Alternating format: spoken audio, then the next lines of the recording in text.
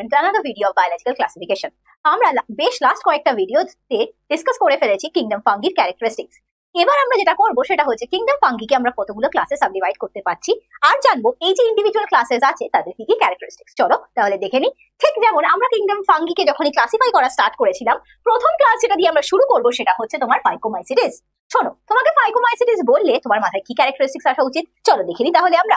ফাইকোমাইসিটিস যখনই বলছো, ফাইকোমাইসিটিসের যারা মেম্বার্স আছে জেনারেলি অ্যাকোয়াটিক এন্ড খুব সুন্দরভাবে শুধুমাত্র জলে পাওয়া যায় তা কিন্তু না। জানো, যে কোনো ডিকেইং উড যদি হয়, সেই ডিকেইং উডটা আবার তোমার বাড়িতে থাকলে হবে না। জেনারেলি একটুখানি স্যাঁতস্যাঁতে ময়েস্ট জায়গা, যেখানে ঠিকঠাক রোদ পৌঁছায় না, সেখানে থাকে।